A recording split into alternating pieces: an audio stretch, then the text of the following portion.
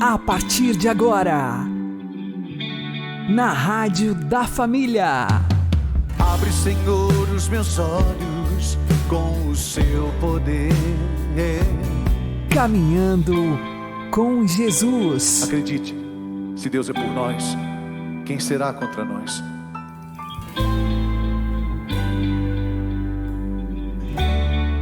A paz esteja com você, meu querido irmão e minha querida irmã.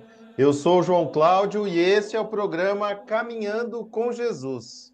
E vamos caminhar com Jesus em nome do Pai, do Filho e do Espírito Santo.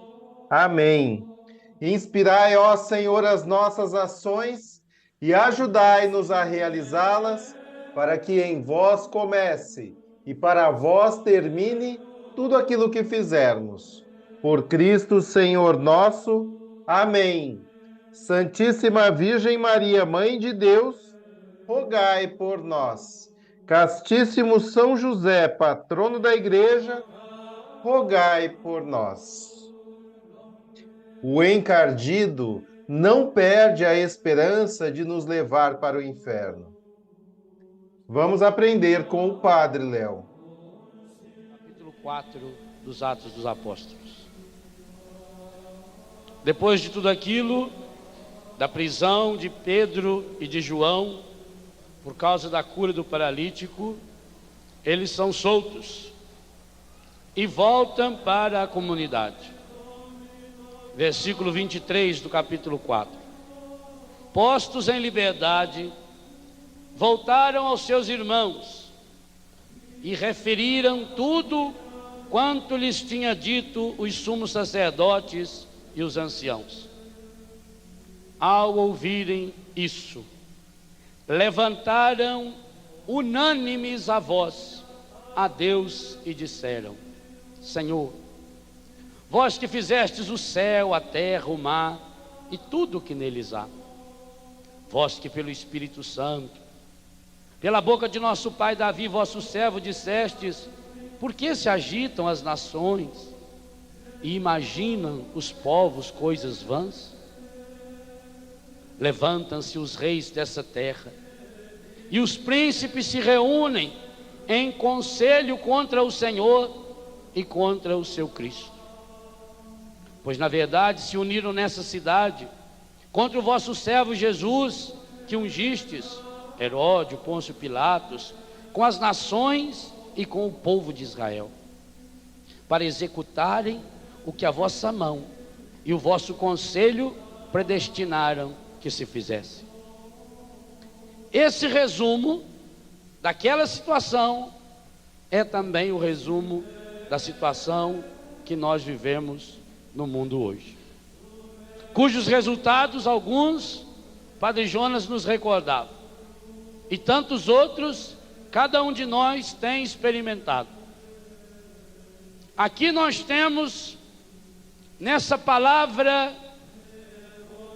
um retrato daquilo que hoje se chama globalização. Se olharmos bem, esses versículos 25, 26, 27 nos falam da globalização do poder para colocar em operação aquilo que São Paulo chama o ministério da iniquidade. Por quê? Já que o encardido não pode tirar de nós o Espírito Santo, ele precisa sufocar a sua ação. E esse é um grande projeto. O padre lembrava tudo aquilo que nós conhecemos como nova era. E esse projeto produz frutos concretos, visíveis e palpáveis, de miséria, de desgraça, de doença, aonde o sintoma mais visível é aquilo que nós poderíamos chamar a perda da imunidade, não só a imunidade física, mas a perda da imunidade psíquica e afetiva, a perda da imunidade espiritual. E o ser humano perde a imunidade quando não vive a unidade, tema que pregávamos ontem, e por isso não volta para a sua comunidade, tema que pregaremos amanhã. Esses que hoje também se unem para espalhar o mal. Meus irmãos, como é que o mundo inteiro conhece as rotas internacionais do narcotráfico? As rotas internacionais da prostituição? Os próprios canais de televisão aberto mostram de vez em quando o esquema, os aeroportos pelos quais se vendem do Brasil aves, pessoas e drogas. Há uma coligação do mal. Há uma coligação do mal para espalhar esse mal através dos grandes filmes, das grandes redes de comunicação e de modo especial através da internet. E aquilo que o padre Jonas falou hoje, eu tenho dados oficiais. A segunda causa alegada judicialmente de divórcio na Inglaterra no ano passado é o vício na internet. Segunda causa jurídica oficial de divórcio. Nós vemos aqui uma prefiguração daquilo que estava acontecendo e que está acontecendo. E nós precisamos de uma vacina. E mais do que de uma vacina, nós precisamos ir na causa do problema. E a vacina, a causa do problema, Pedro e a igreja primitiva apontou. E eu convido você agora a continuar rezando e pedindo comigo, a partir do versículo 29. Olhando essa realidade de desgraça que eles constatam, agora então ele suplica, agora, versículo 29. Quando que é agora? Então diga, agora. É nessa hora que eu preciso, Senhor. É nesse momento que eu necessito, Senhor. Agora, pois, Senhor, olhai para as suas ameaças, ameaçando nossas crianças, nossos adolescentes, nossos jovens, nossas famílias, nossos idosos, porque o encardido nunca perde a esperança de nos levar para o inferno. Por isso que quando ele não consegue seduzir a criança, ele tenta seduzir o adolescente, depois ele tenta seduzir o jovem com as drogas ilegais em nome da liberdade, depois ele tenta seduzir o adulto com a liberdade para fazer tanta coisa que não devia, e se não consegue, ele tenta seduzir a pessoa na meia-idade através da angústia, da tristeza, da depressão, da desvalorização de si mesmo, e no fim da vida ele tenta desvalorizar, fazendo com que a pessoa perca a sua dignidade, que a pessoa se venda, que a pessoa vicia nos bingos e tantas coisas similares. Por isso que a igreja proclamou esse ano vida, dignidade e esperança também para as pessoas idosas, porque nunca o encardido vai descansar enquanto não tentar nos levar para o inferno. Enquanto a gente for vivo, ele vai estar tentando. Agora, pois, Senhor, olhai para as suas ameaças e concedei aos vossos servos, a nós, que com todo desassombro anunciem a vossa palavra. Olha que oração linda. Senhor, estendei a vossa mão para que se realizem curas, milagres e prodígios, pelo nome de Jesus, vosso santo servo.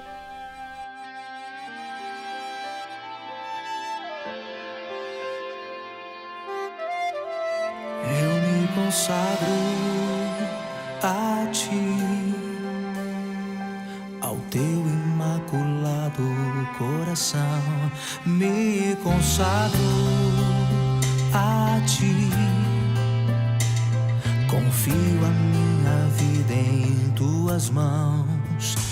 Na dor ou tribulação, diante de tudo que se põe contra mim, oh Mãe, cuida de mim. Por fim, eu sei, ó Mãe, o Teu imaculado coração triunfará. Por fim,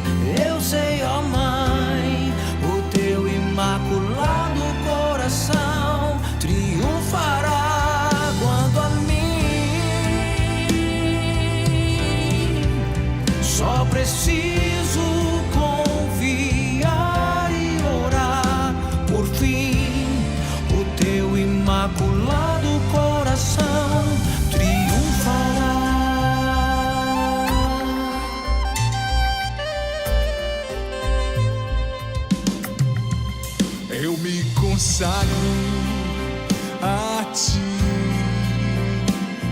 ao teu imaculado coração. Me consagro a ti, confio minha vida em tuas mãos. Na dor ou tribulação, diante de tudo que se põe contra mim, ó mãe, cuida de mim. Por fim, eu sei, ó mãe, o teu imaculado coração triunfará. Por fim, eu sei, ó mãe, o teu imaculado coração triunfará. Quanto a mim, só preciso confiar e orar. Por fim, o teu imaculado coração triunfará. Por fim, eu sei, ó mãe, o teu imaculado coração triunfará. Por fim, eu sei, ó mãe, o teu imaculado coração triunfará. Quanto a mim, só preciso confiar e orar. Por fim, o teu imaculado coração triunfará. Por fim, o teu imaculado coração triunfará.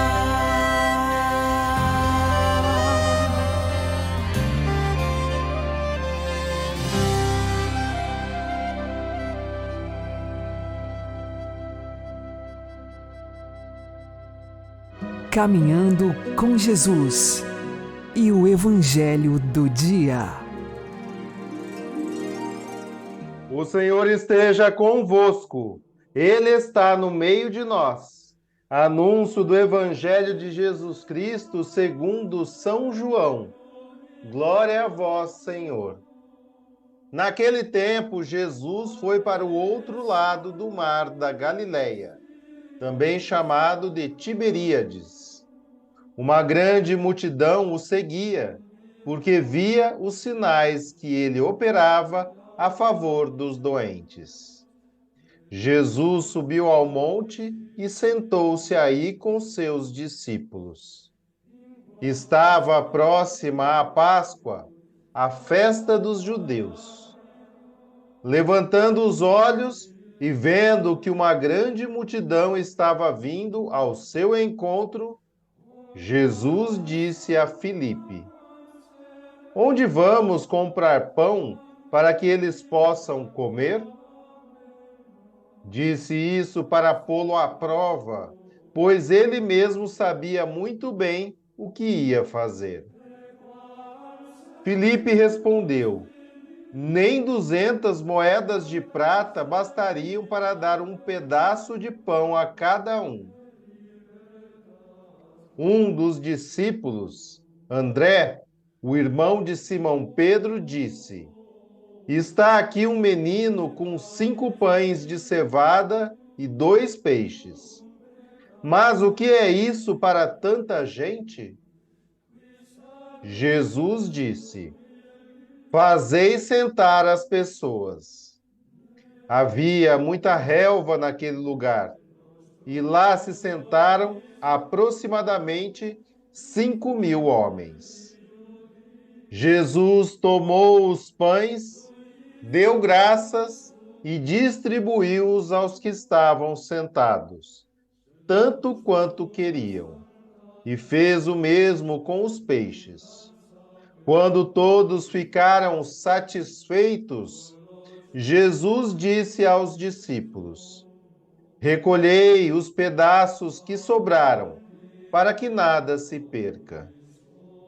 Recolheram os pedaços e encheram 12 cestos com as sobras dos 5 pães deixadas pelos que haviam comido.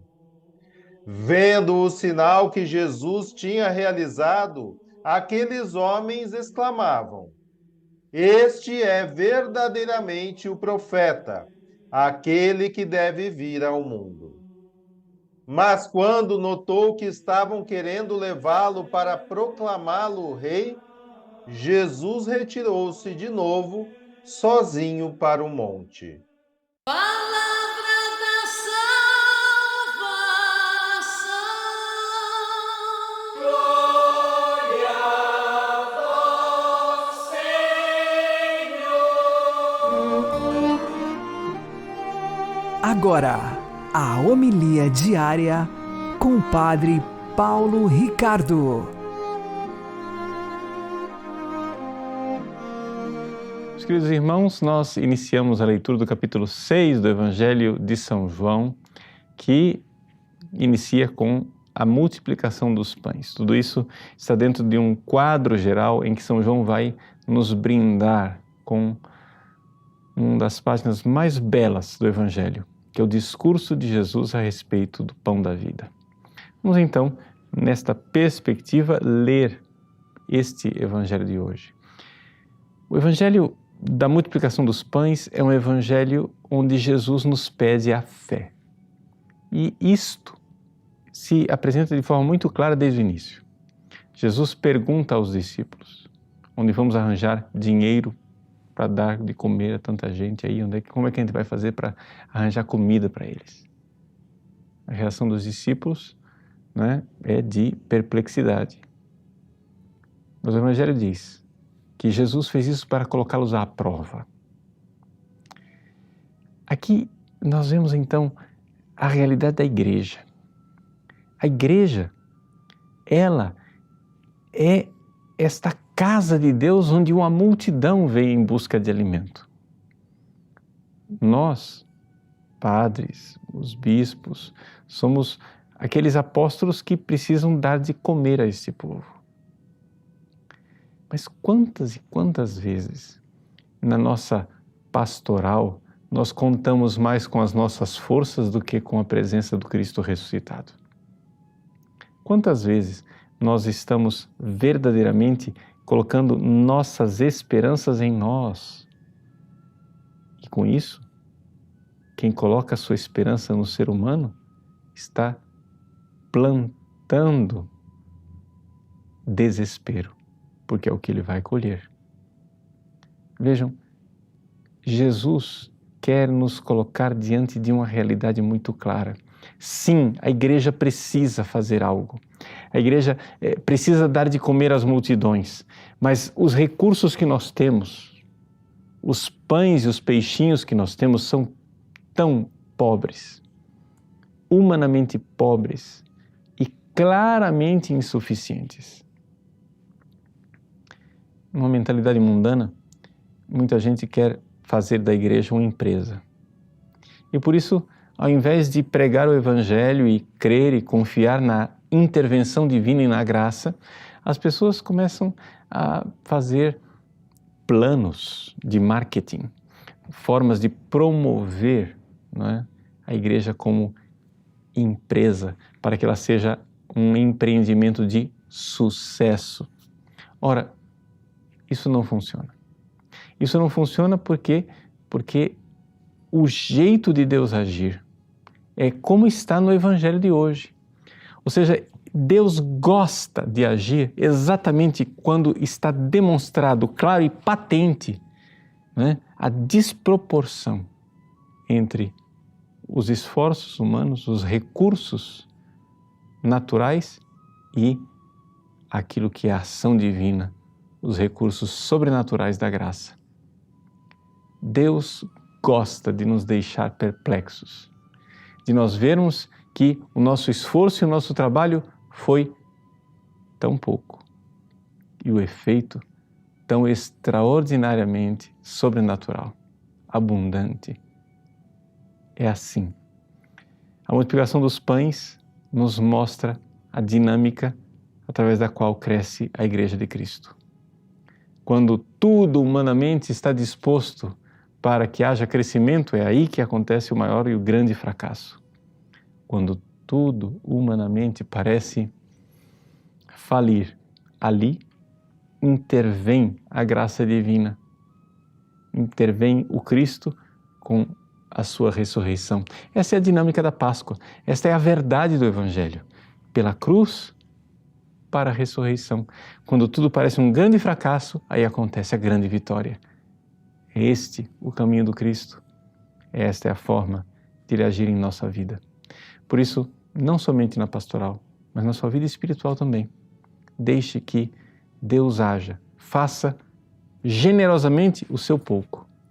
Deus irá lhe retribuir com uma graça sobrenatural, dando a você uma vida que vem do alto. Deus abençoe. Em nome do Pai, do Filho e do Espírito Santo. Amém.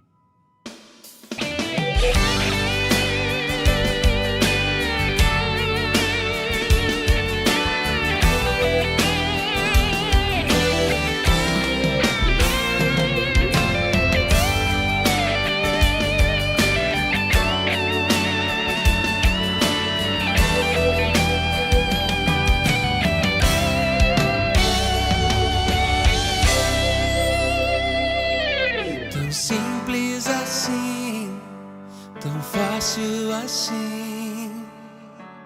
Aceite, prove dessa graça.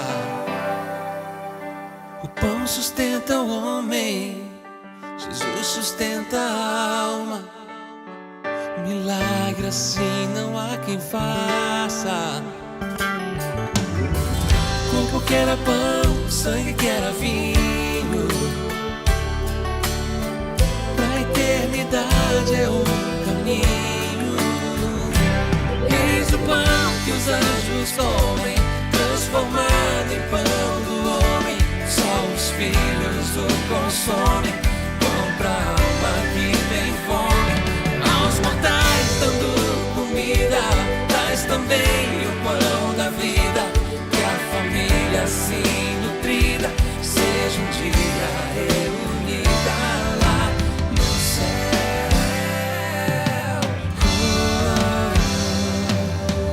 Trigo esmagado, Cristo imolado, ambos vão tornar-se pão.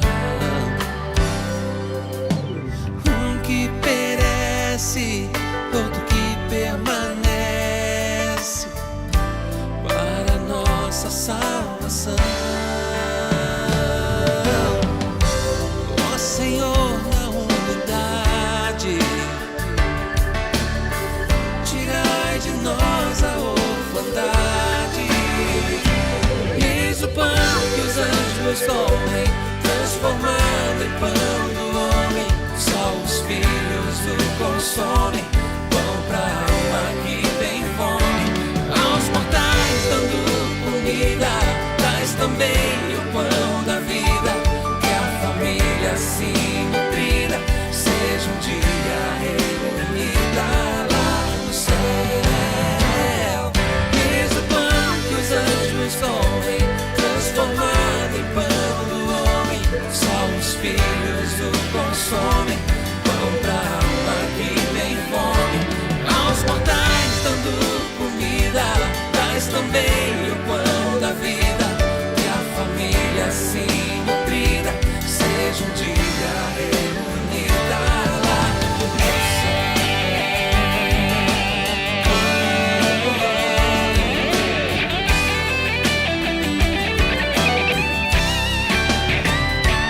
Aos mortais dando comida, traz também o pão da vida.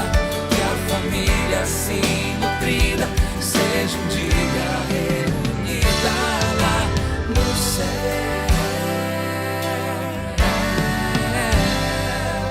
Tão simples assim, tão fácil assim.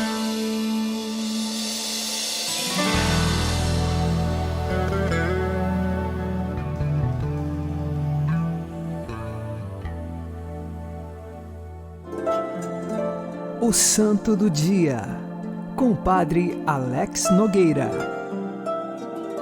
No dia 21 de abril, nós celebramos Santo Anselmo. Este que foi bispo e doutor da Igreja, nasceu em Aosta, na Itália, no ano de 1033. Ele era de uma família muito nobre e rica daquele tempo, e então recebia uma boa educação, tinha boas condições, mas aos 15 anos a sua mãe faleceu. Nesse momento ele já pensava em ser padre, mas o seu pai jamais permitiria que ele abandonasse toda a riqueza da família e pudesse então ser um padre. Por isso, o seu pai, não permitindo esta escolha de Anselmo, ele permaneceu fazendo a vontade do pai, vivendo naquela vida luxuosa, de tantas facilidades que tinha, e o pai o preparava para ser o sucessor na família e que pudesse então frutificar muito mais as riquezas e fazer com que a herança que receberia ganhasse muito mais volume. Mas Anselmo não estava interessado nisto. Até os 22 anos, ele passou fazendo a vontade de seu pai. Mas, chegada a esta idade, ele já não aguentava mais aquela vida e ele queria buscar a Cristo, queria ser um sacerdote. O que o consolava é que durante toda a sua adolescência ele foi educado junto aos monges beneditinos e então, quando lá estudava, ele sentia um refrigério na alma por estar num ambiente religioso. Desse modo, aos 22 anos, ele fugiu de casa. Ele sempre teve um temperamento muito manso, tranquilo no modo de falar, mas sabia que, hora ou outra, teria que tomar esta decisão, porque não querendo mais a vida que tinha junto com seu pai, ele queria seguir a Cristo. E então fugiu da Itália, passou por algumas terras até chegar à Normandia, e lá ele encontrou um monge beneditino que já o conhecia porque era conterrâneo dele. E esse monge o acolheu no mosteiro e passou a ser o seu mestre. Ele logo desenvolveu boa categoria de estudos, principalmente na teologia, e por isso, tornando-se sacerdote com os seus escritos de teologia, ele também é proclamado doutor da Igreja, por conta da sabedoria que tinha e também do desejo de reforma na vida monástica. Os seus escritos são Teologia e Mística.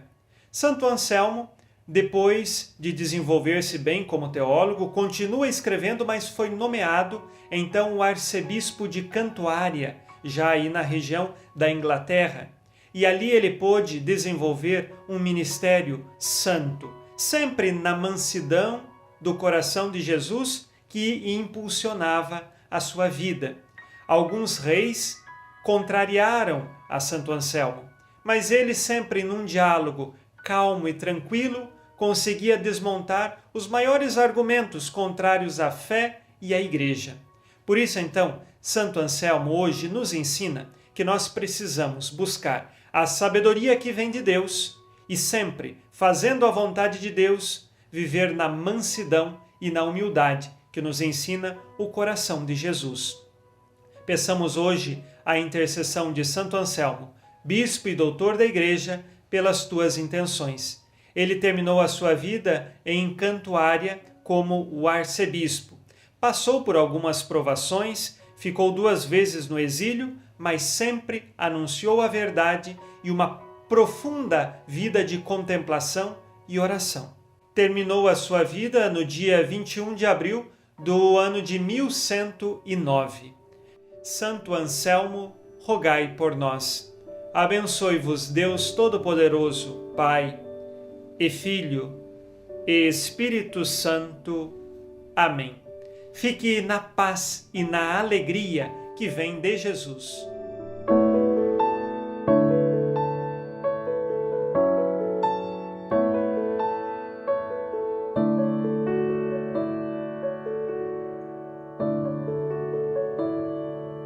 A minha alma tem sede de Deus, de Deus.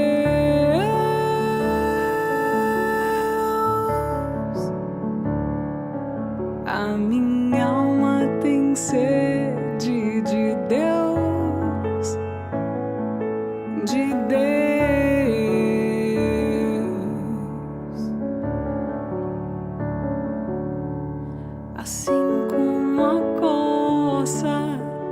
suspira pelas águas, assim minha alma suspira por vós, ó meu Deus. A minha alma tem sede de Deus, de Deus.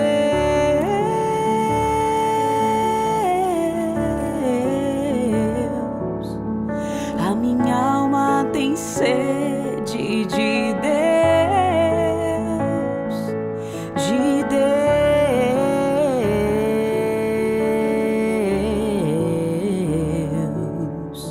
Minha alma tem sede, sede do Deus vivo. Quando irei contemplar a face de Deus,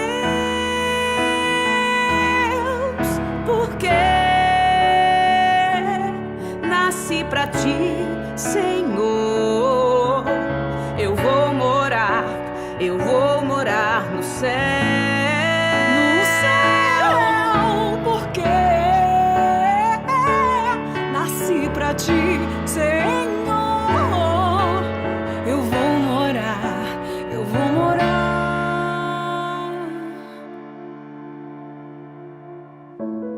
Minha alma tem sede de Deus. Minha alma tem sede de Deus. Minha alma tem sede de Deus. Sede de Deus. Tenho sede, Deus, do Deus vivo. Sede do Deus vivo.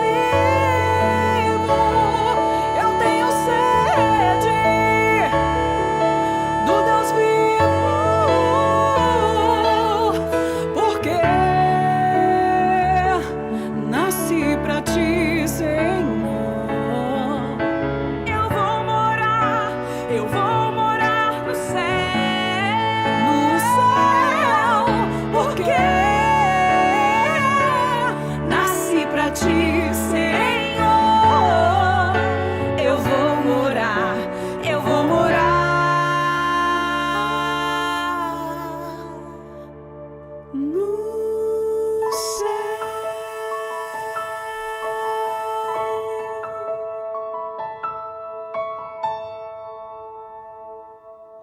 Você está ouvindo na Rádio da Família, Caminhando com Jesus. Em Provérbios, capítulo 3, versículo 34, está escrito: Deus resiste aos soberbos, mas dá sua graça aos humildes.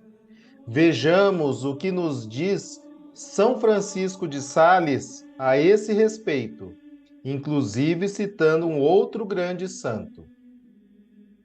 Santo Agostinho diz que os filósofos falavam magnificamente das virtudes, mas para desprezá-las, e dos vícios, para praticá-los, porque eram cegos, pois não há absolutamente verdadeira ciência senão a do Espírito Santo, que ele só distribui às almas humildes. Mas dirás: eu não sei como se deve praticar as virtudes. Coloca-te na presença do Espírito Santo, humilha-te e ele te ensinará e te tornará sábio. São Francisco de Sales e Santo Agostinho, roguem por nós. O Senhor nos abençoe, nos livre de todo mal e nos conduza à vida eterna. Amém. E que Maria e José nos conduzam pelas mãos para que continuemos caminhando com Jesus.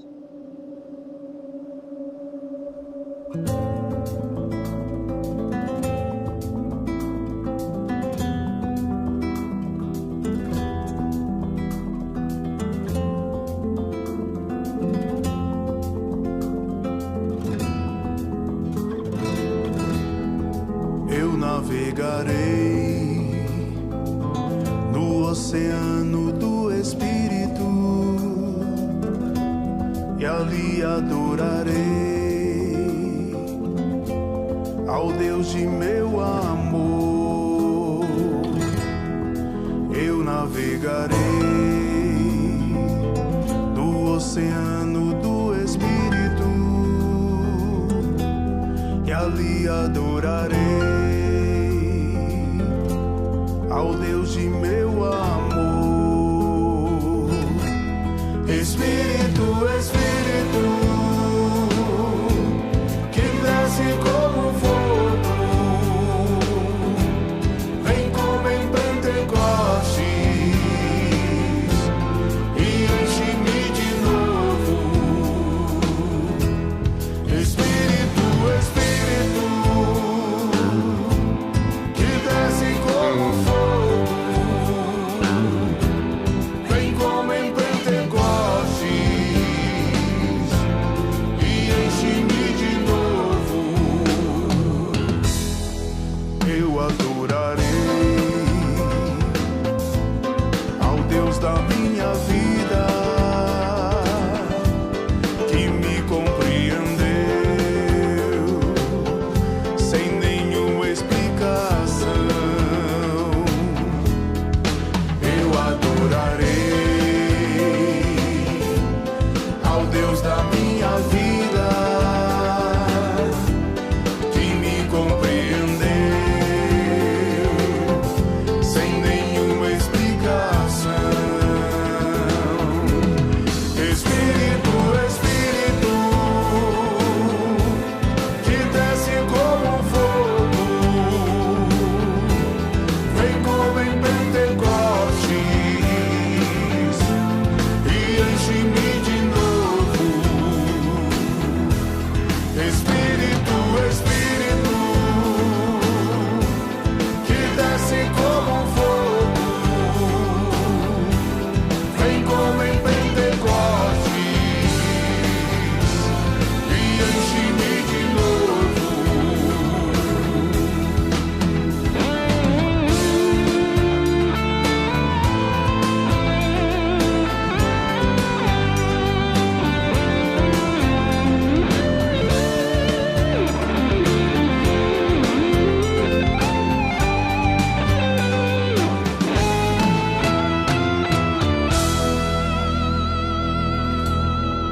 Eu servirei ao meu Deus fiel, ao meu libertador, aquele que venceu. Eu servirei ao meu Deus fiel, ao meu libertador, aquele que venceu. Espírito